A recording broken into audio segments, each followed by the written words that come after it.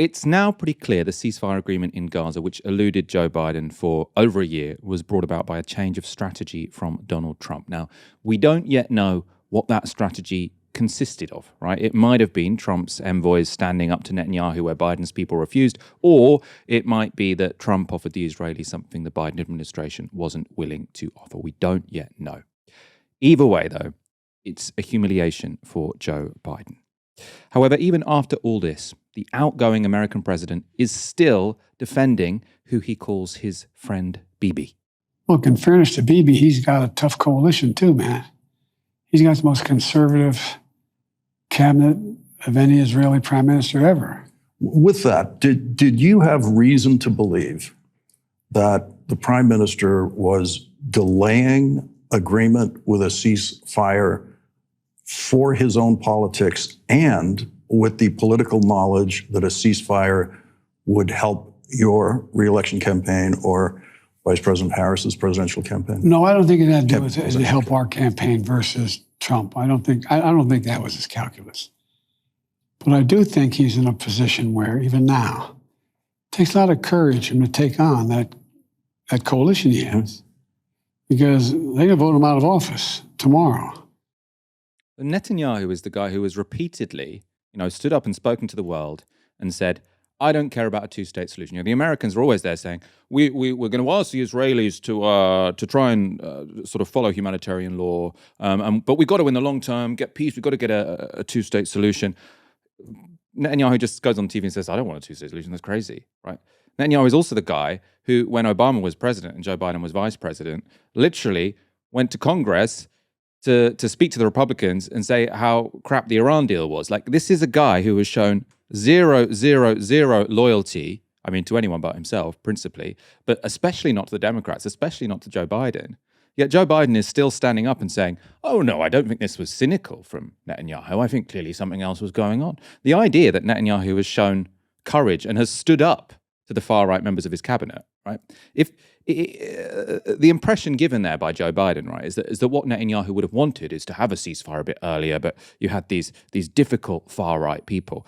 Well, if Netanyahu really wanted that, he could stand down, right? Or why is Joe Biden suddenly taking the political career of Netanyahu as being more important than 2 million Palestinians, right? I feel for the guy, maybe his coalition would have collapsed. Who cares, right? Why the hell is the American president sort of I suppose, giving someone credit for having clung on to power while committing a genocide? Obviously, Joe Biden's not going to call it a genocide. He did also in that interview actually say, I told him he shouldn't do carpet bombing. And then Netanyahu said, well, you did carpet bombing in the Second World War. And Joe Biden's like, I suppose that was a good argument. Right? It's completely, it's outrageous. It's also, I think, humiliating. Let's go on to Antony Blinken, Biden's Secretary of State, who has spent the past 15 months pretending he cares about human rights while continuing to cover for Israel. After the ceasefire deal was announced on Wednesday, he fielded questions from CNN's Christiane Amanpour. I know USG blames Hamas for its role in delaying, but I don't know whether you saw what Itamar Ben-Gvir said to the Times of Israel just over the last couple of days. He basically said that me and Smotrich have successfully prevented any ceasefire deals for the last year, and we still want to prevent this one. How do you react to that? And are you willing to agree that also Israel has held up what could have been the Biden ceasefire, which could have saved many lives many months ago? So should this have happened months ago? Yes. Could it have happened months ago? Yes. Were there occasions when each side did things that made it more difficult to get this over the finish line? Yes, including Israel. But predominantly, it's been Hamas. And certainly in the last few months, Hamas had refused to engage. That's just not true. Right, it's been really explicit. All the insiders have said it. All the officials have said that sort of Netanyahu put forward a deal back in May, which Biden pretended was his own. Right, said I can agree to this. Hamas agreed to it, and then Netanyahu sort of changed his mind. He was like, actually, I kind of want to continue the war. And the genocide because if I were to opt out of it now, if I were to have a ceasefire now, then my far right coalition partners would leave, and then I'd have to have an election. At that point in time, he was quite unpopular, so then he'd lose power. Right, that incredibly cynical calculation where a man, I mean, I don't think he cares about Palestinians in any way or in any shape or form, but for the sake of argument, a man who sacrificed tens of thousands of Palestinians purely to save his own career, you now have the president and the secretary of state, supposed to be liberals, saying, oh, actually, that was quite an honourable thing to do. That was quite an honourable thing to do. Brave.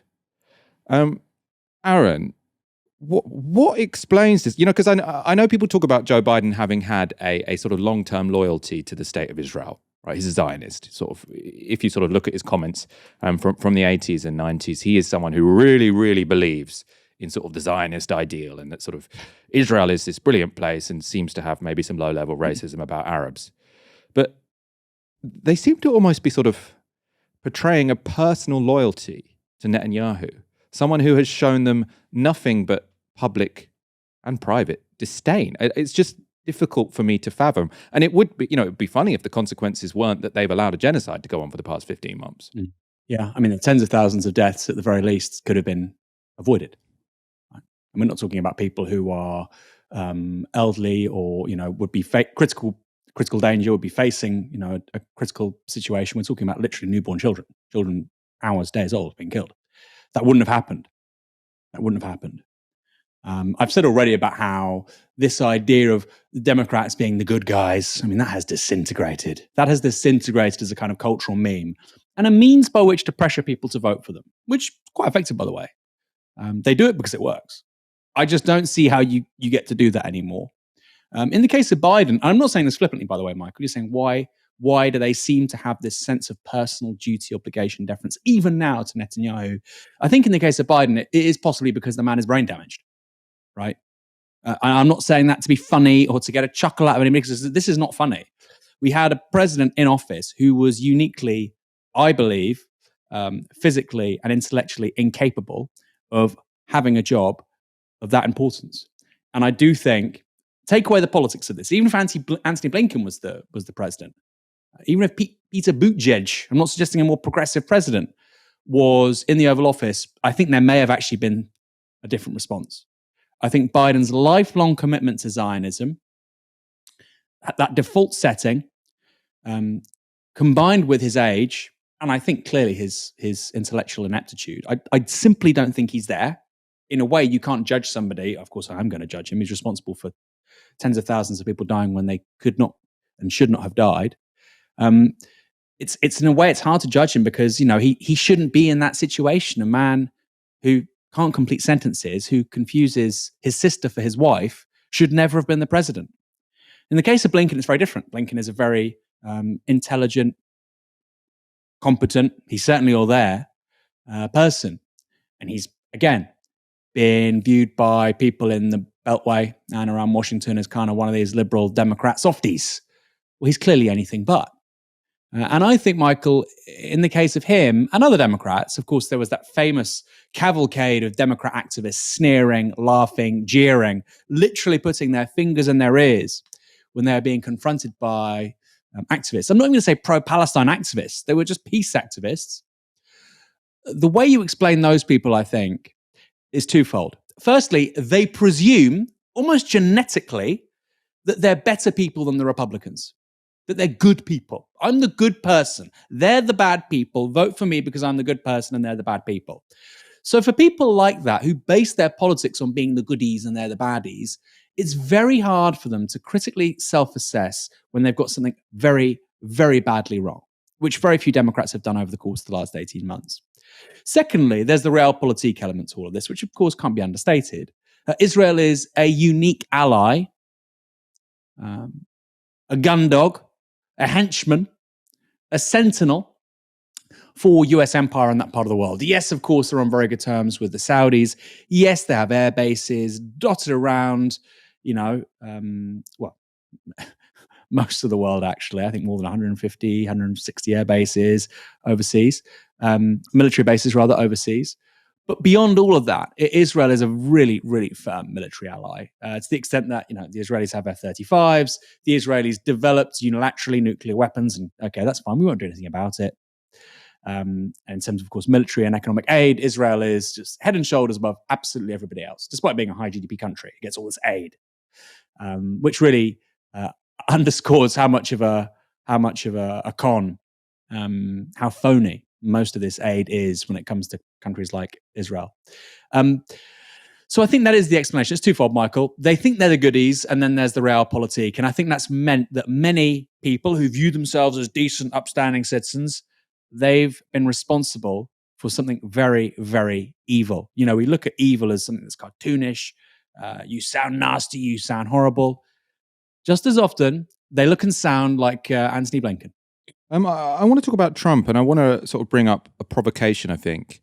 It's a new article from Anatol Lieven, someone we've had on the show a number of times. He's from the Quincy Institute. I'm not sure I agree with it, but I think it's very interesting. I want to see what you think, Aaron. So he's got an article in The Spectator, which is headlined, "Should we give Trump's realism a chance?" And Lieven defines realism as the contention that the best basis for international peace is a respectful understanding that states will define their interests for themselves, and when they see those interests as vital, they will go to war to defend them. So realists, they tend to think in terms of spheres of influence. So people you might be familiar with, someone like John Mearsheimer, he sort of suggests, we shouldn't look at sort of states acting in terms of morality, but we should look at them acting in terms of interests. And we need to be respectful, I suppose, of their spheres of interest. So he suggests it was NATO expansion, for example, into Russia's sphere of influence that prompted the Ukraine war. It also seems to be the case that Donald Trump might be a realist, pretty much, right? He talks about international relations as a bit like real estate. You get by not by upholding rules and claiming you're the good guy, but by making overtly self-interested deals with other big players who are acting according to self-interest. So he's saying, we're not here to make the world a great place. I'm here to try and make America good. He's there to try and make China good. Let's bash it out, right? That seems to be how he talks about politics. It seems to be also why he says America shouldn't get involved in Syria, but is threatening to annex Greenland, because Greenland, according to the realists, is in America's sort of natural sphere of interests. Realism tends to be defined against its opposite, which is liberal internationalism. So liberal internationalists believe that relations between states should be governed by universal laws. So say it's not just might makes right. We need laws, we need rules, we need morality. Now this is the rules-based order, and we hear Western leaders constantly talk about. So say we need to defend the rules-based order. The issue with that is how it works in practice. This is from that article from Anatol Lieven, which I think is really interesting. So he says, it is hardly as if the US liberal internationalism of recent decades has been successful in preventing wars, reducing international tension, or even, outside the former Yugoslavia, ending humanitarian catastrophes. On the contrary, it has contributed to a number of catastrophes. This is, of course, largely due to the recalcitrant international realities, but it is also because liberal internationalism became completely entwined with the Wolfowitz Doctrine of 1992, adopted to a great extent as the standard operating procedure of every subsequent US administration, whereby the United States should be the sole hegemon, not merely in the world as a whole, but in every region of the world. Now, Paul Wolfowitz, he's a neoconservative international relations scholar. He served under a number of Republican presidents, including George W. Bush. And Lieven goes on to make this argument. So he says, this would be in the name of spreading freedom, this is the Wolfowitz Doctrine, but would be pursued, if necessary, through the exertion of military force and economic pressure. No other country would possess any influence beyond its own borders except what was allowed by Washington. All states would be required to change their domestic political systems and policies in accordance with US ideas and wishes. This was the mailed fist behind Fukuyama's end of history. And then he says, it should always have been apparent to anyone with the slightest sense of history or ability to see the world through the eyes of non-Western nations that this US plan would be rejected by most states and would lead to extreme tension and the risk of war with Russia, China, and any other state which believed that it had a historic right and a vital interest in exerting influence beyond its borders, and a vital interest as defined by itself, not the United States. And then he says, the Wolfowitz Doctrine formed the basis for the later Bush Doctrine, which Senator Ted Kennedy described as a call for 21st century American imperialism that no other nation can or should accept. Its goals are now quite clearly far beyond the diminished military and economic capability of the United States, let alone Europe. Since liberal internationalism has so clearly failed, maybe it's time to give Trumpian realism a chance. Now, I should say Lieven isn't confident the Trump presidency realist or not, will contribute to world peace. He said it would depend on Trump being willing to understand and respect the vital interests of other major states. We definitely can't take that as a given. Aaron, though, I want your thoughts on this, right? So I think, in a way, the Biden administration is sort of the sort of pinnacle of people calling themselves liberals, saying they believe in this liberal world order, but basically acting in their, well, not necessarily their self-interest, because in Israel it wasn't clear it was their self-interest, but acting in, let's say, a very inconsistent manner, right? So they're sort of saying, we believe in the rule-based order, but we'll break it when we want. And Donald Trump coming in and saying, rules-based also, there never was a rule-based order. We're all assholes, which is kind of the Donald Trump line. We're out to look for our interests. Russia's out to look for their interests. We can probably make a deal in Ukraine. I mean, maybe we can make a deal in Taiwan. But we're definitely not going to invade anyone to try and bring about democracy. Why would we do that? That's kind of crazy. That's not in our interests.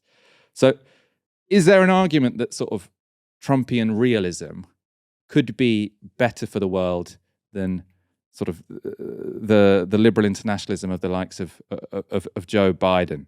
Yes, 100%. Doesn't mean you have to support Trump. Doesn't mean you think that's my foreign policy worldview. I agree with everything Donald Trump's saying.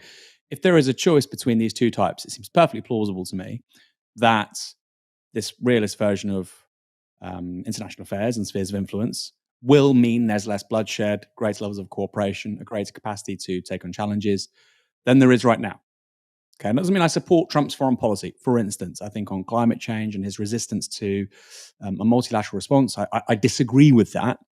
But in terms of the power politics of Russia, China, you might add some other countries too, but right now it's Russia, China, and the United States. I think it's a very sensible way to carry on. That doesn't therefore mean that I think, well, Cuba is America's sphere of influence, therefore the embargo on Cuba is fine. I don't think that. I think it's outrageous. It should never have happened. I'm not even going to say it should have stopped. It should never have happened. Do I think that the United States seizing the Panama Canal or wanting to buy Greenland is good? No, I don't. But I think it's a more honest way of operating than claiming that American foreign policy is always virtuous. It's always driven by ethical principles, when the whole world knows it isn't. And I think that's a more agreeable way for America to conduct itself for everybody else.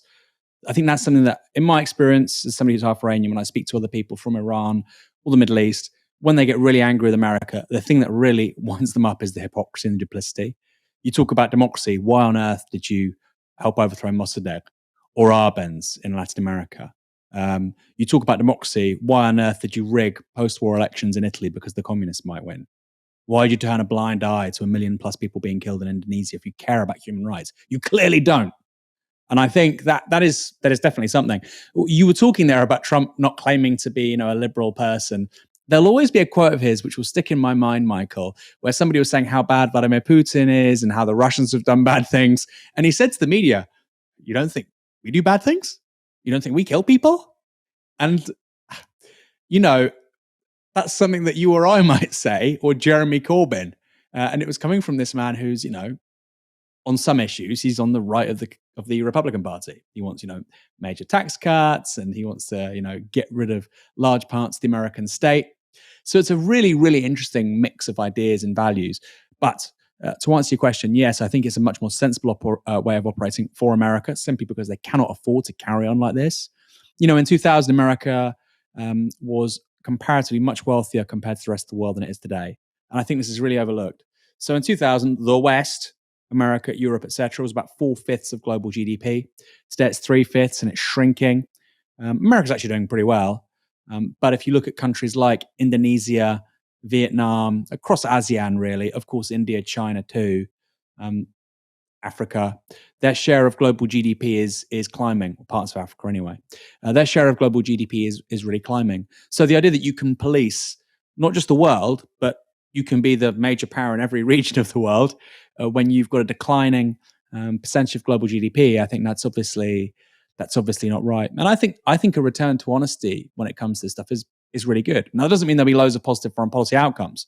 Elon Musk, when the then president of Bolivia was being overthrown in an illegal coup d'etat, Elon Musk said, quote unquote, jokingly, we'll coup who we like.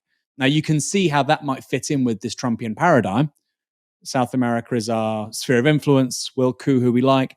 We want stable, accessible supply chains of lithium for our big tech, right? That's what Apple wants. We're going to do it.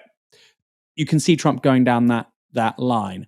I don't like that, but at least he's being honest about that in a way that actually liberal internationalists often pursued the same goals, but veiled in very different, and I think, frankly, illusory, evasive, and false rhetoric. They were lying. And the strangest thing of all, Michael, is that European liberals believed it. European ruling elites believe this stuff more than anyone, right? You talk to the West Wing addicts that are on the Labour Party right. They've got their equivalents, of course, elsewhere in Europe within the German SDP. I'd say the French Parti Socialiste, but it collapsed. It came back to life a little bit, but it's still not really there. They are more addicted to this vision of American power being so benighted than anyone else, even more than the Americans. And America adopting this realist worldview is a big problem, particularly for the Europeans. Middle powers have a real problem now. Middle powers benefited a lot. Friendly middle powers to the US benefited a lot from US empire, whether that was South Korea, Taiwan, Germany, the UK. That's now changing, right? Because the United States, as a result of that liberal interventionism, that liberal internationalism post-war, was willing to effectively underscore the costs of their security and contain the big regional powers. In the case of Europe, Russia. In the case of East Asia, China. So Japan, Taiwan, South Korea, Germany, the UK, these countries are now going to have to really rethink their security policies, their foreign policies, their industrial policy. And I don't think they're ready for it. Keir Starmer's talking about Britain becoming an AI superpower. He has no idea what he's talking about, right? He has literally no idea what he's talking about. In terms of the semiconductors, the integrated circuits that go into all of our gadgets, the computer screen you're watching on this right now, the technology we're using to process and upload this video, Michael, all of the integrated circuits behind that basically are built in East Asia, virtually all of them, the foundries. Now, they're mostly designed by US, South Korean, Japanese companies, but they're built in Taiwan, in South Korea. There's one company that also designs chips, ARM, which is a British company, but it's quite unusual. The Europeans just have no grip on this stuff, right? So we're used to a very affluent, high GDP lifestyle. We think we're at the forefront of technology. Well, without those foundries and without that know-how, we are dependent on supply chains that hitherto the United States has guaranteed. So like I say, Michael, and this is particularly pertinent for Europeans, without the US and without this 60, 70-year thing that we presume was normal, but which now seems to be coming to an end, we're in big trouble. And we've got to rethink a lot. And I don't think our political elites are ready for that. And this is really encapsulated for me with the Elon Musk story. I don't like Elon Musk. I think he's a bad guy. He shouldn't be intervening in European politics. I don't think somebody with that kind of money is healthy for democracy. In fact, I think somebody being worth $450 billion makes democracy functionally impossible. You should not have that much political, economic, and social power concentrated in one person. But the response of European politicians and some of the European media to Elon Musk, I think, is done to evade and undermine and obscure the deeper point, which is that they're fucking useless. They're fucking useless. The fact that one guy in the US worth this much money can make the whole of you look like clowns and can actually diminish you to your own electorates, 500 million people in Europe, and you've allowed that to happen over the last 30, 40, 50 years, you're the idiots. You're the idiots. So I think middle powers, like I say, particularly in Europe, they are not ready for this new world. But, there's an argument to say it's better than what went before.